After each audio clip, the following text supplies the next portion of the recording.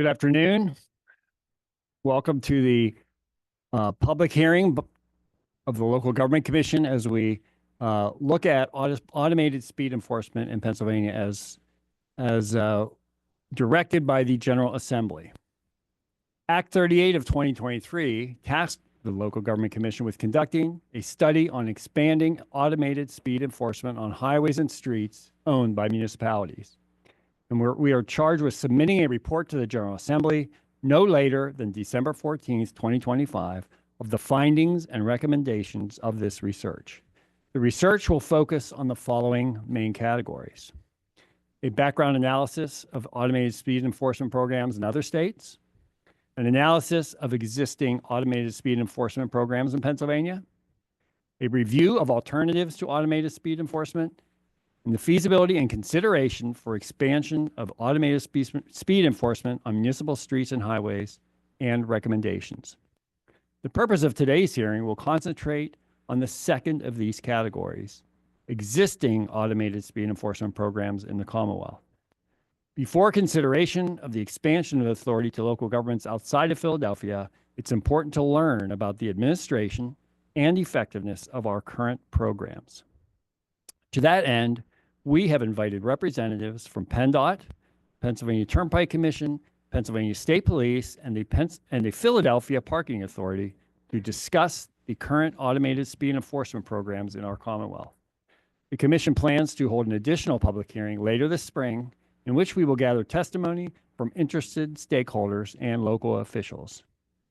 Again, for the record, we understand there may be viewers of today's hearing who oppose the use or expansion of automated speed enforcement systems in our Commonwealth, and who may feel that those views are not reflected in today's testimony.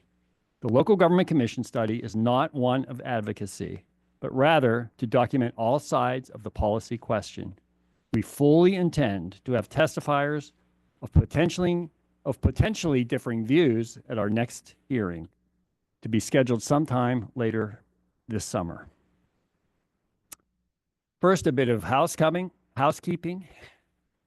Our time is limited. We would like to hold testimony to roughly 10 minutes with questions from commission members to follow. After all testimony has been presented, the commission members will have an opportunity to offer any closing thoughts that they may have. I want to welcome two of my colleagues who are members of the commission, Senator Tim Carney and Senator Dawn Kiefer. Yes. Now on to our panel. Again, I want to thank all of you for coming today. And our first testifier today is Mike Carroll, Secretary of the Pennsylvania Department of Transportation.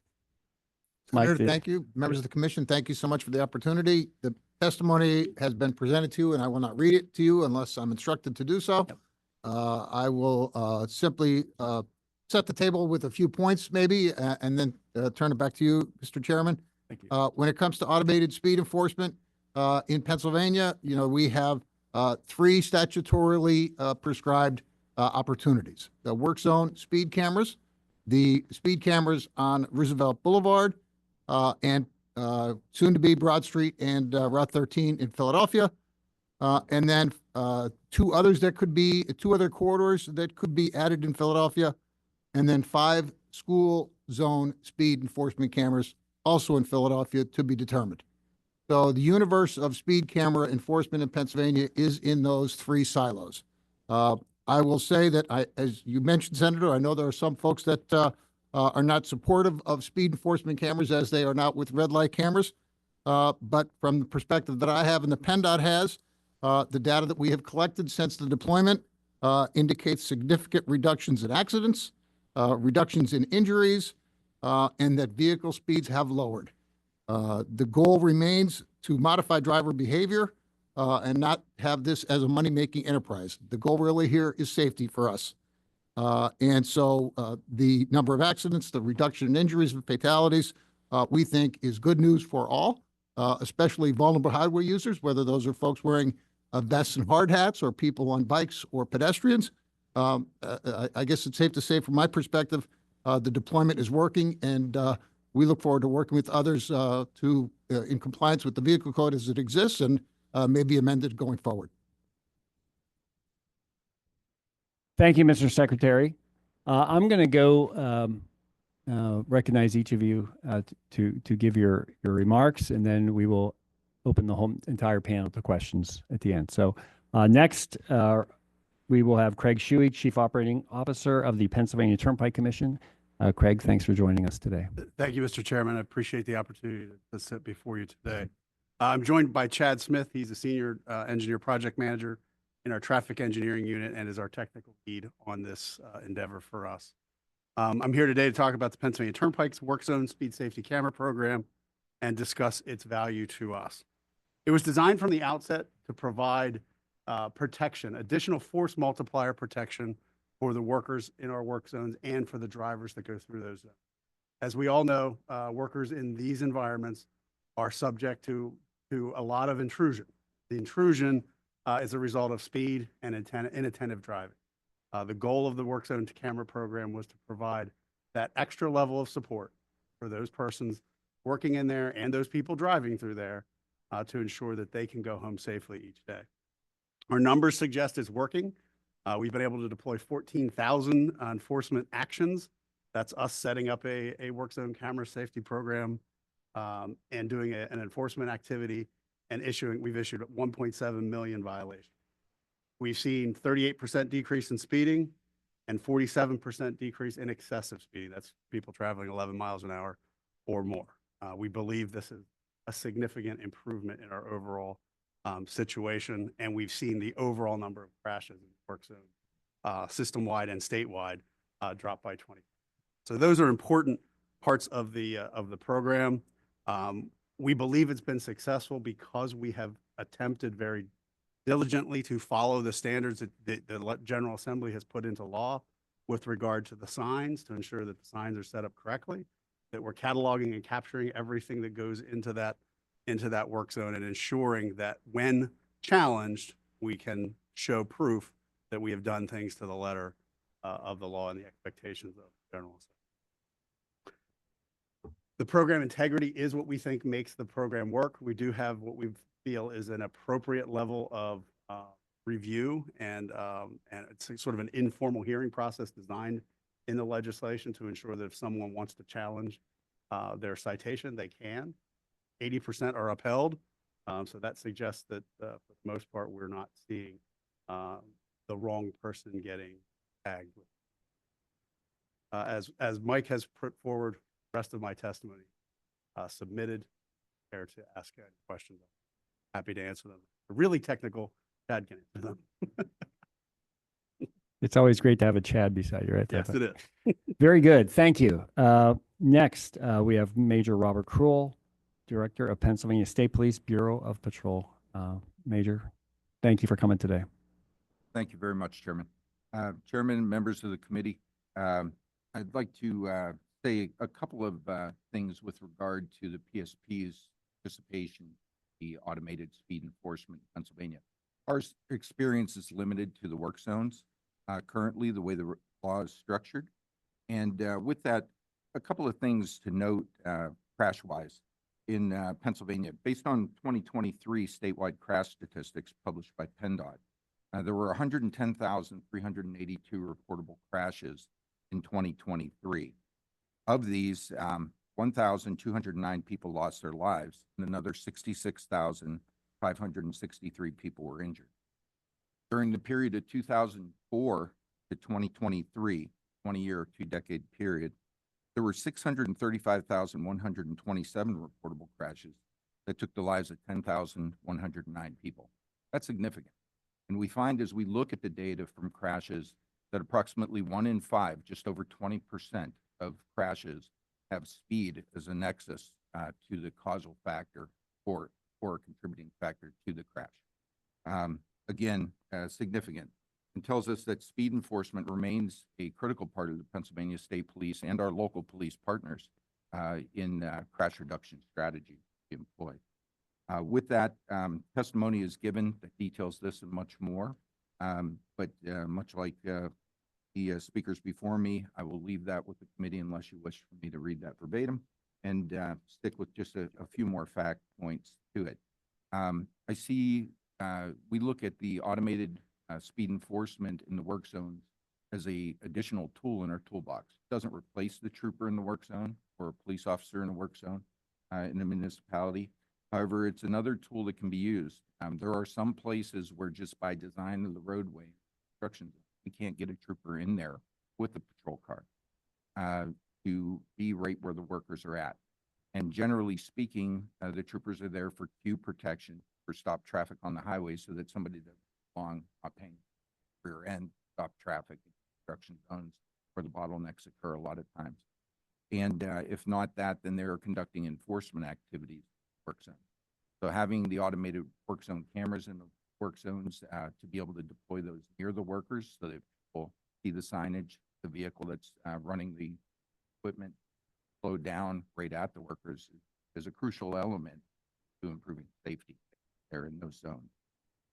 Further along, as I said, it doesn't replace the trooper or the police officer. And if expansion were considered, we view that as a policy decision to be made by the legislature ultimately. And we would recommend that the legislature look at that in that manner, using it in the high crash corridors if they're to be had, and looking at our three basic automated enforcement programs in Pennsylvania, the red light cameras in certain municipalities in the city of Philadelphia, the automated school bus cameras that are out there that are in use, and automated speed enforcement.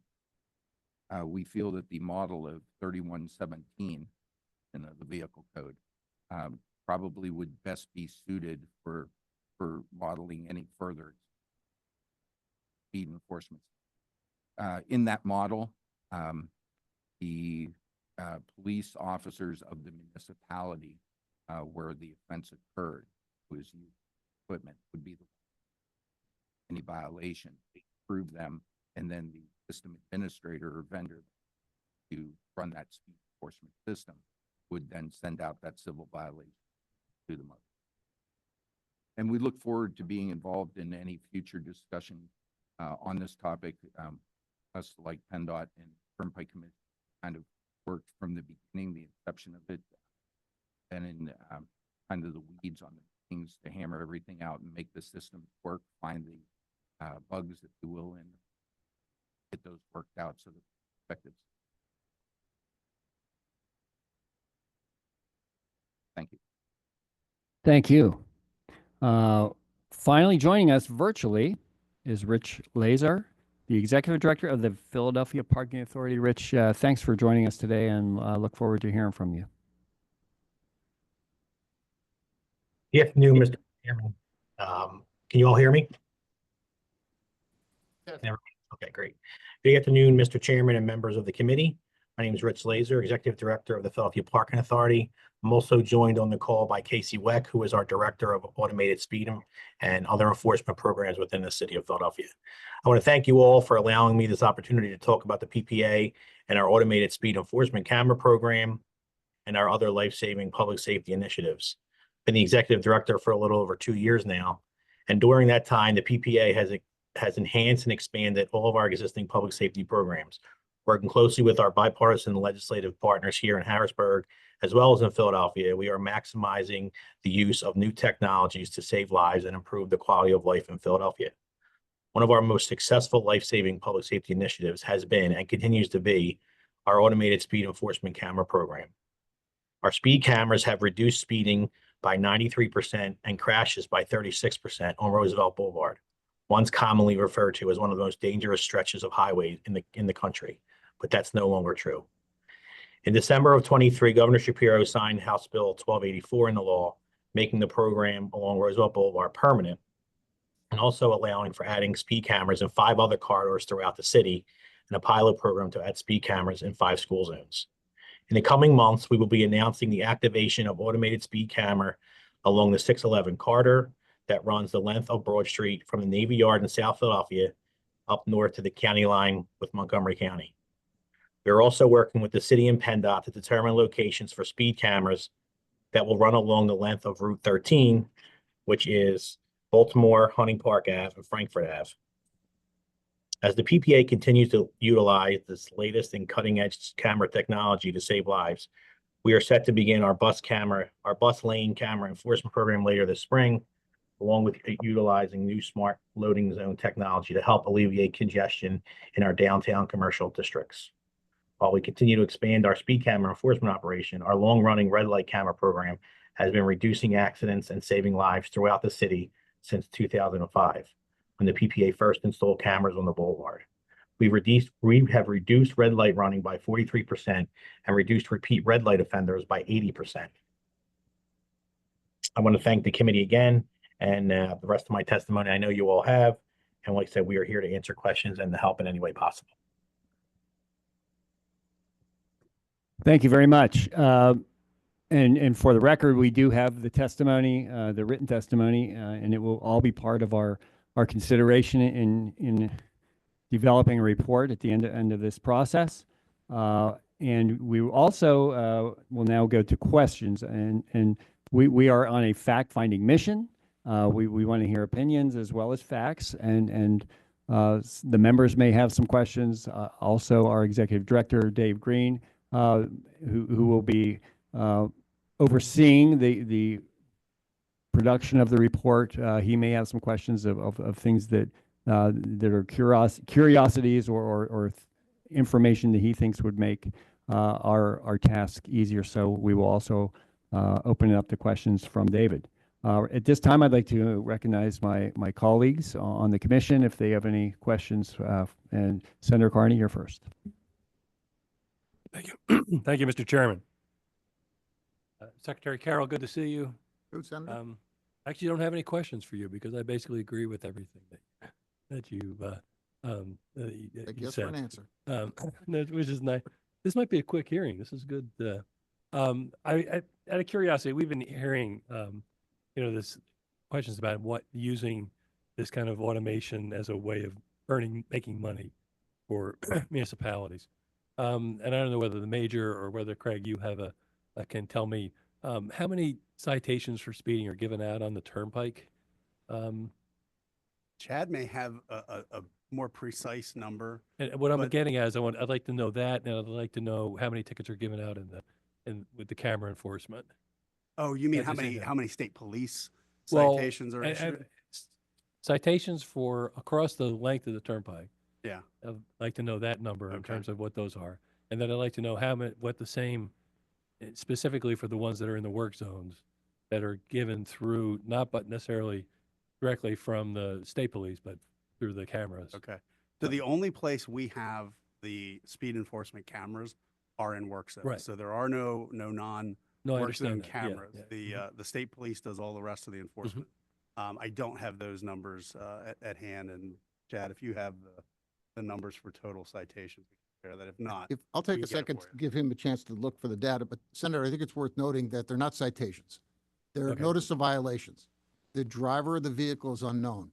The camera takes a picture of the plate and the notice of violation is issued to the vehicle owner. And so there are no points. It's a notice of violation, not a citation, nuance. Right, but isn't there a court case going on right now involving, That's related to the Philadelphia Parking Authority. I'll let Right. Rich Laser speak to that one in terms of the way people can contest the citation Right. of what notice is on the notice of violation. But Okay. your use of the word citation, mild correction, I only appreciate, because it's not a citation that ends up in a magisterial district court. The driver of the vehicle is unknown. I apologize for my rash use of the term. Chad, did you?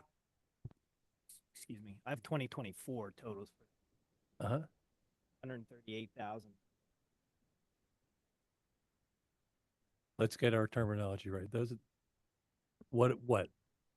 Violations. We call them violations. Yeah. Violation. Yeah, that's on. Yeah. And that's for the, For across for the the air, for turnpike. across the turnpike, Yep. Mhm. in terms of, and Major, that number sounds right to you in terms of the, It is right to point out, however, that we send out first warnings to everyone. The legislation requires us to issue a warning for on the your camera first- enforcement. I'm sorry, on the on camera. Camera enforcement. enforcement, okay. Yes. I want to make sure we're all talking about the same thing at the same for time. the first offense. That's a, And that reset when the legislation was moved from a pilot to a permanent system.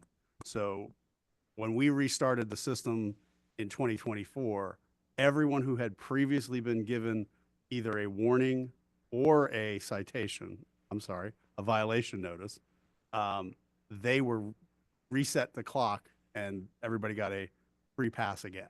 So there's a hall pass built into the system by the Understand. legislature for the work zone camera program that requires you to get a note. It says, hey, you were bad through our work zone. Don't do it again.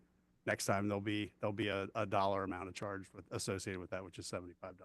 and as someone who drives all the time on the turnpike, most of us learn very quickly, and I think that really speaks to the efficacy of it, that it actually works. Because we spot the little sign that says that you have up that warns people that you're doing it, and then we see the little tripod on top of the vehicle that's parked on the side, and it's all those things are good things. They're good things, that's right, because overall what we're looking for is the speeds to go down, and that's what Right. we're seeing follow on it. On the turnpike, as PennDOT does, these are not always permanent work zones. So we can use this Mhm. system for short-term, daytime, single lane patterns when we're going out doing general maintenance work on the roadway. This is where we're protecting our own employees, and we've seen a very effective turn from that, and it has made I can't tell you the number of positive remarks I've gotten from our workers who feel much more supported and much safer when we're able to deploy those systems. Well, good. I'm glad that's the case. Major, did you have anything to? With respect to the automated work zone violations, I don't have a breakdown between PennDOT and Turnpike Kansas. Certainly seeing that data. I think it would be I can good for us tell to you- have it just because of the question at hand. Absolutely. And I can't tell you out of that number, I don't dispute the number provided by the Turnpike Commission, and we have a total for 2024 system-wide, both PennDOT and the Turnpike systems, 212,000. Yeah. That counts the first, second, third, or subsequent offenses. Or, different violation penalty warning for the first, second, $75. Driving on the turnpike is often scary. So I appreciate that. Richie, good to see you. Thank you for joining us from Philadelphia. Hey, Senator, good to see you. I often drive on Roosevelt Boulevard, and I'm the numbers there that you cite are certainly match my impression when I drive there. It's really quite amazing the decrease that you're seeing. I was chatting with the secretary earlier. We were talking about the court case. Can you comment on that at all in terms of what we're seeing in terms of objections to the Yeah, so I cameras? know that the case was filed recently. Our law department, along with the city of Philadelphia's law department, is going to vigorously defend it.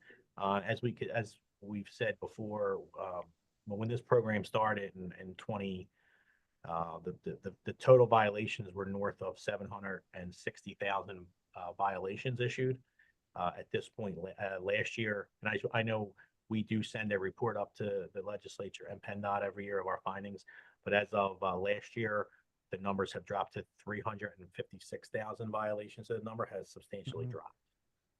But in terms of the litigation, and I know you probably can't talk much about it because, but the actual core of it is around as a secretary pointed out earlier,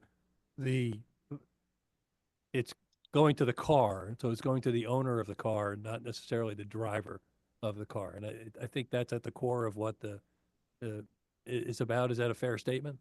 I think that's some of it, yeah. And then there was also some language in there about their questioning of the adjudication process after the fact and what knowledge they have of what their rights are to dispute the ticket. We, as most folks in Philadelphia would tell you, we do a lot of mailings to let folks know whether it's a parking violation or red light or speed. I mean, we make sure notification is given and what the adjudication process is through the city. And then through that process, if you don't agree with the findings of the city's hearing officers, then you can appeal that to the common pleas court in the city courthouse as well. So there is a very robust system on how we notify what your rights are to appeal your violation. Okay, well, thank you very much. I think from my viewpoint in Delco, I think you're doing a great job. So I Thank you. Real appreciate quick, I just wanted to add too on the review process in the front. When the camera does take the picture, we send the violation out with the evidence package so you can go on and check and actually see it. But we also have PPA staff internally that review it. And then like the work zone camera, we have PPD, Philadelphia Police Department, that will look at and certify the violation. So there are several reviews that happen before a citizen gets the violation. Okay, thank you. Thank you, Mr. Chairman. Thank you. Senator Kiefer, do you have any questions or comments? So I want to go back to the due process conversation. Could any of you walk me through that process? If you get a notice of violation, you have the picture you said that's sent with the notice of violation, and then the individual can appeal. And they're appealing to whom? So in the city process, they would appeal to the city has a Bureau of Administrative Adjudication. Or Office of Administrative Review. There's a hearing officers there. You can appeal to that process, have an in-person hearing, go in front of an officer, review the footage with the hearing officer, and then there's a finding issued. And if you disagree with that finding, if you're found liable, you can appeal that to the Court of Common Pleas in Philadelphia to go in front of a judge. But these hearing officers in the Office of Administration, this is an administrative review process, correct? This is not going through the court. So this is the agency. So we're the Agents- I'm sorry, Go ahead. So we're the enforcement agent as the Philadelphia Parking Authority. The city is the hearing officer, so we're a separate entity than the city. So then once they appeal, they go in front of the city's hearing officers, and then the city will make the determination. And there's cameras, there's screens within the hearing to show the violation, and then the city makes a determination. And if the city finds you liable and you want to move forward, then you would go to the courts, correct? The Court of Common Pleas in front of a judge. Okay, but you're not going through, typically when you get a citation and you want to appeal it, you're going to your district magistrate Right, for yeah. a typical fine, correct? Correct. I don't want to speak to the other counties, but I know in Philadelphia, you go in front of the city's hearing officers first, correct, on our side. Yes, Major? If I may, Senator, for the rest of the state, the way the automated speed cameras are working, if someone contests a violation, that violation goes before a hearing officer that's employed by the Department of Transportation, whether they receive the citation on a PennDOT roadway. These are restricted to federal aid roadways owned by PennDOT and the Turnpike Commission. The statute set up. Whether it's a PennDOT or a Turnpike, it all goes to the PennDOT hearing officer. That's the first step review. If a person takes an appeal, the way the statute is laid out, that goes and has a de novo hearing or a hearing anew in front of a magisterial district judge who is the end decider as to whether or not the violation is there. It's important to note that there's a distinct difference between a traffic citation issued by a police officer, which is a criminal court track, versus these, which are very clearly laid out that they are a civil violation, civil notice. Specifically in this statute, it says that it is a formal hearing and it does not follow the usual evidence. So whereas a police officer comes before the person, we don't even represent these in court. State police approved, they're represented by the system administrator at the hearing level. Courts expect if they see a police officer sitting in front of them normally that we're entering a case criminally and that it's proof beyond a reasonable doubt standard, burden of proof, whereas civil arena, 51% or a preponderance of evidence, more likely you did it than you didn't, is a standard of proof that is used in determining whether or not the person is liable. So that is a distinct difference between the two and how those are processed. Okay, thank you. Okay. I have a few questions, curiosities maybe, but I, as you described the process, that there are multiple, for lack of a better term, administrative reviews before the notice is sent out. What do you believe that a small municipality would have the administrative resources to do multiple levels of checking before things are checked out? I mean, if they just have a township secretary, whatever, will they have to hire a new phalanx of people just to process these notices of violation?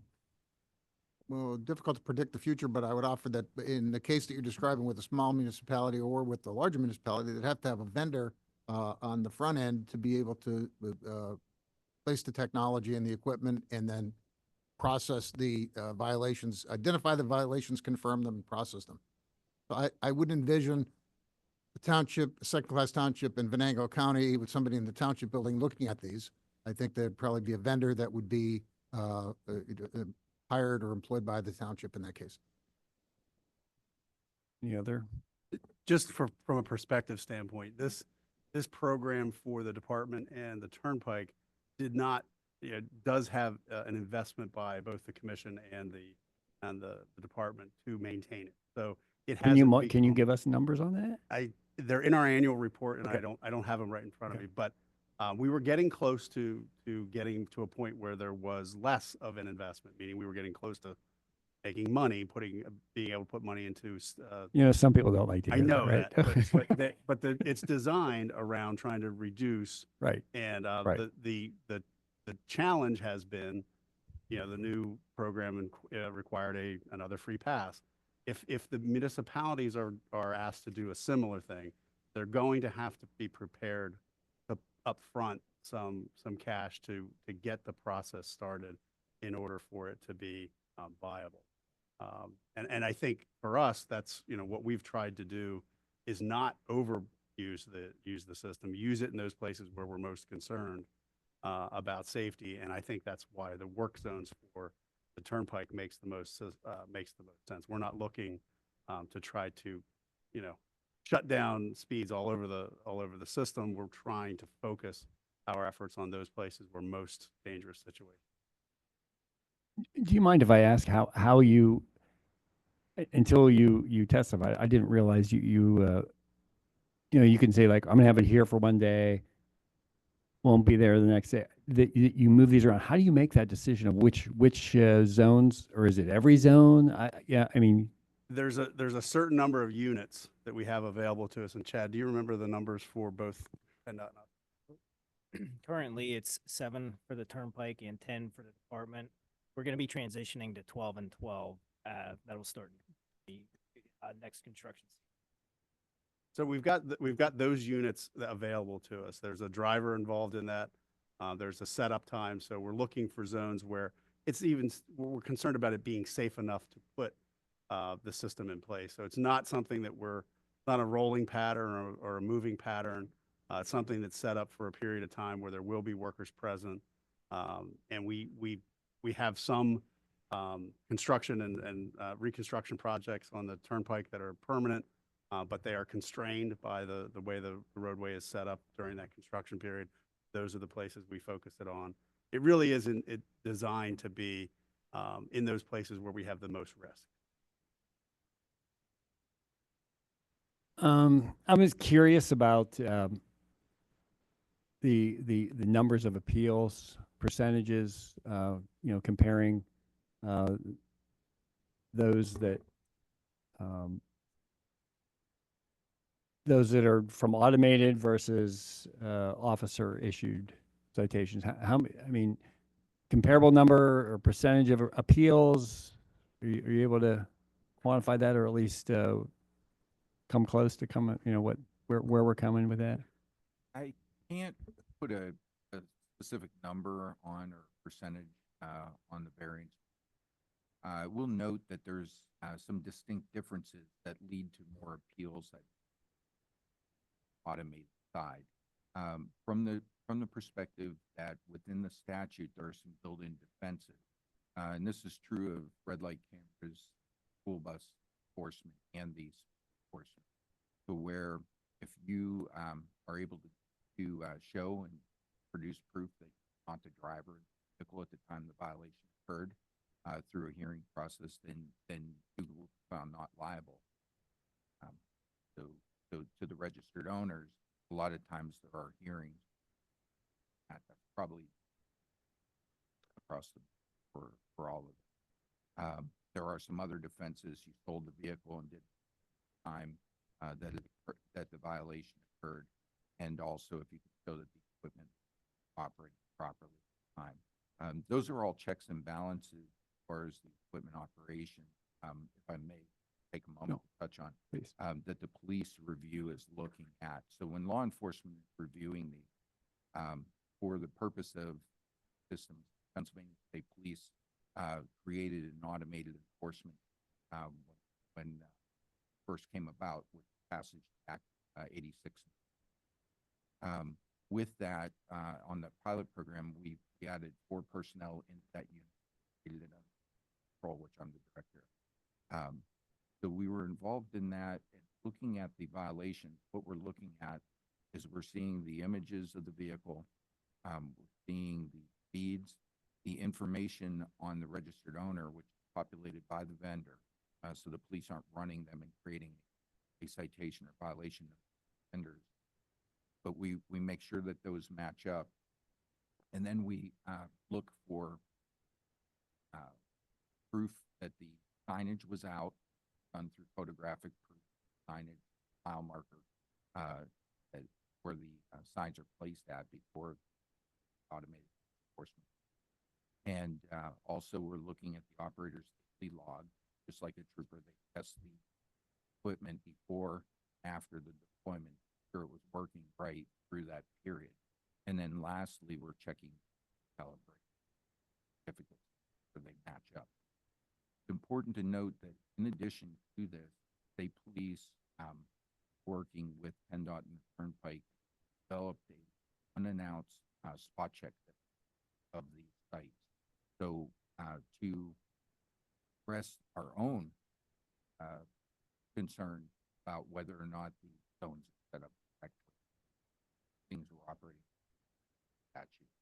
We went out, we've conducted over 250 on-site inspections where we're looking at the actual equipment, operators set up, verifying that everything legitimately compliance with both our own internal program policy, statute requirements for setting up that active workers are present at them, all things that are required in statute.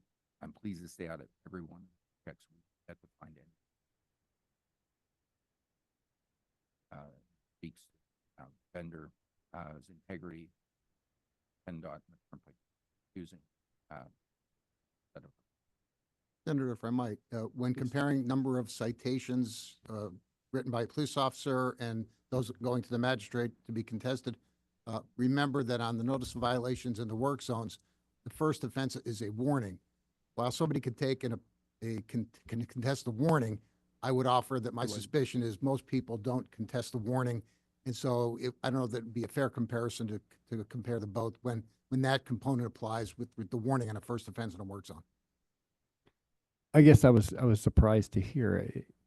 I mean, to me, if you're just all that you are implying when you sent a notice of violation is that the vehicle was there and speeding.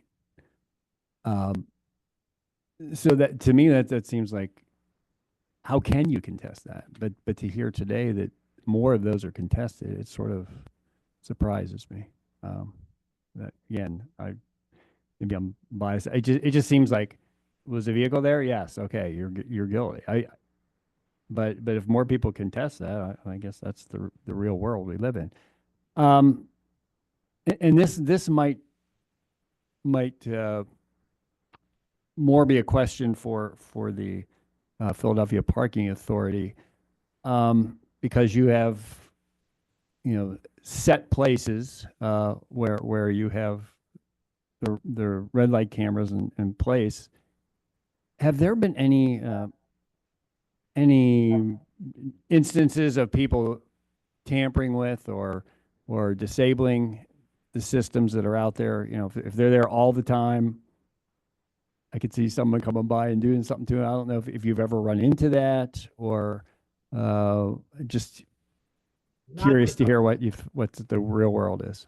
that doesn't happen that often. I mean, I think during the Eagles parade, we might have lost one, but I think for the most part, no, we don't, it doesn't happen, very often. Because of the height. Uh, of the camera. Little- As I'm sure all of you know, this whole subject matter is will start out as a privacy issue, and then become a political issue, and I didn't. I don't know what. Knowing that the case, and of course, the ultimate decisions on this would have to come from the General Assembly. I don't know if you are willing, able, or think it's your place to say that the good will always outweigh the bad on this. You know, especially in the privacy realm, something that concerns a lot of people, myself included. And I know there are cameras everywhere for all kinds of stuff, but this is just one more instance of it. So if you're willing to weigh in on that or talk about it at all, great. If not, that's fine too. So Senator, the only thing I would offer is that we are not identifying individuals. We are identifying vehicles. And the trade for the enhanced safety, reduction in injuries and accidents and fatalities, from my perspective, seems like a worthy trade. I would agree. And I think as we've all mentioned, we try to balance what we're doing against that standard of safety. We're not doing this to raise revenue. We're not doing this to fund new trucks. We're doing this to ensure that the people who work on our roadways can go home. And there's increasingly dangerous situations out there, distracted, speeding drivers who are not paying attention to the areas when they need to be paying attention most, people present at the work. So we believe it's working. As I've said earlier, my employees are very happy to be protected by an additional set of eyes. State troopers are their best friends. They know that, but they're not everywhere and they can't be fully supportive at all times. And I think that's the real reason that this is being successful. And we will commit to making sure that we're doing it for the right reasons and in the right. Senator Kiefer, further questions? So I have two questions. First, talking about the camera footage that you would get here, is that able to be used for any other criminal investigations? No. Okay. Is that statutory, Dan? Yes. Yes, statutory prohibition. Okay. We Yeah, the can't only- generally use it for any criminal investigation unless we have a court order for that. That's correct. That's the same as us as well. Sorry. Okay. And then the other question I have is, you spoke about the vendor, Turnpike vendor and the department's vendor. Are they the same vendor? Is there one vendor that you're all using the same vendor? Was there a concern? Well, obviously the agency would just use one vendor. That would make sense. If this would go out, how about the Philadelphia Parking Authority? Yeah, so we have two vendors that we use for automated, for speed and red light. It's Vera Mobility and Conduit. You use two vendors. Okay. Thank you. Thank you, Mr. Chair. I'm going to follow up on that because you said it is you can't use the footage for anything unless you have a court order. That sounds like a wide open hole. If somebody says we want to prove somebody's in a certain place at a certain time, the court will always grant that, I would think. and then you're giving them the footage. Is that fair statement? We have not, you know, with the length of time that we've had this in place, we have not used that option like as a regular tool. I'm not sure if there's been any, but I can tell you if there have been, they have been minimal. And the only time we'd be looking to use something like that would not be to just track someone generally, but you know, if we had a homicide investigation, some serious criminal offense that we were looking for data on, we could find out if a particular registration plate came through an area, we may look for something that way. But absent that, we're not using it as a regular daily tool. There aren't court orders flying around by any means with respect to that information. And as far as the privacy concerns, in addition to that protection that's built into it and the requirements to purge the information annually on violations that are completed through the process, there is also requirement that the vendor blurs out and cannot identify driver or occupant. So that is actually on the images that my troopers see, move or we even go into the system. And that's how it works. We basically log into the system. So one vendor for the state police on the automated work zone stuff works. If we had 15 different vendors we had to deal with, we have 50 different, we have to train our personnel on to be able to go in and use each one's operating to do that. How it works. David, do you have some questions? Thank you, Mr. Chairman. I am interested, obviously, from a local government perspective. And Mr. Laser, you're probably the closest to that in terms of the administration of your program. Mr. Shuey, you're dealing predominantly with work zones, but presumably, Entirely. if this program were expanded to include local governments, it would be on stretches of roads or highways that are problematic. So what metrics should be used to determine what stretches of road are problematic? Are we looking at accidents? Are we looking at deaths, fatalities, complaints? I'm thinking of this specifically in the context of the Iowa statute. And the Iowa statute on ASE requires their Department of Transportation to do a review of any other reasonable alternative that could be applied this side of automated speed enforcement. So if you could speak to that, we hear stories from opponents of ASE talking about underrated roads and highways. We talk about dangerous curves or other types of infrastructure road changes that could be done this side of ASE that could result in legitimate increases in safety.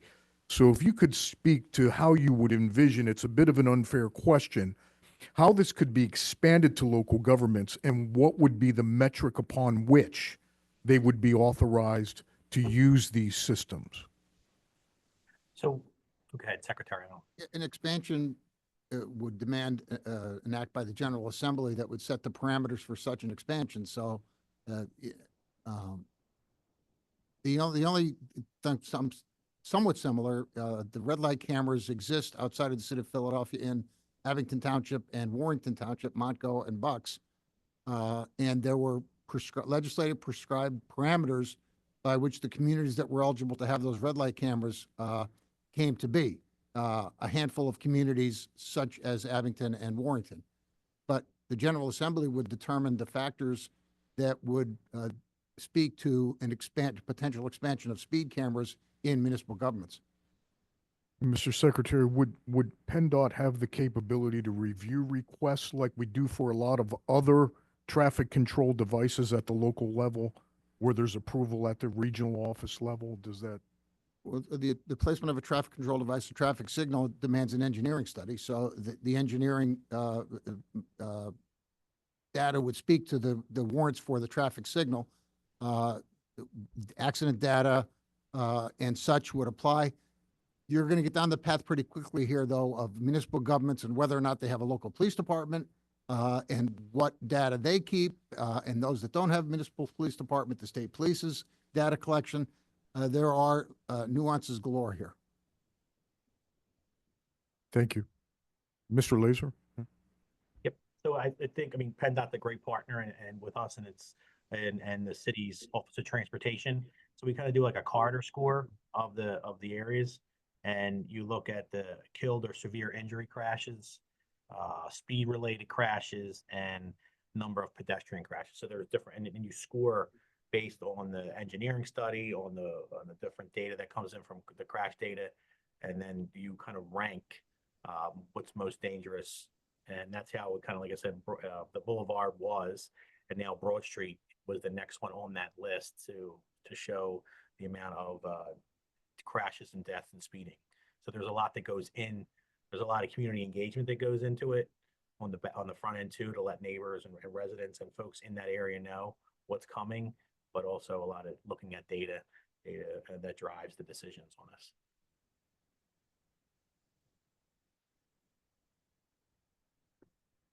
Any other questions from the members? David? Extreme rural areas, and is there any sort of internet infrastructure that would make it difficult for municipalities to implement these types of systems? I don't think there's anything that's transmitted from the vehicle unit itself anywhere during the course of the day. The only thing that I would offer from PennDOT's perspective, when it comes to municipal roadways, not state highways, and the data that may be available for analysis, I'm not sure what that looks like. And even when it comes to PennDOT's crash data, a reportable crash is a vehicle towed or someone taken to the hospital as a result of the accident. So, but when I hear extreme rural PA, I think about a small rural township and a small rural county with no state highways involved, and I'm not sure what data you're going to get there. And then it comes down to whether there's really need in those smaller. I think you're going to find probably the greatest need is some of your more populous areas already have their own local police department, denser areas. With respect to the areas not covered by local municipal police departments, much like with red light cameras, state police have not been involved with red light. We haven't seen that.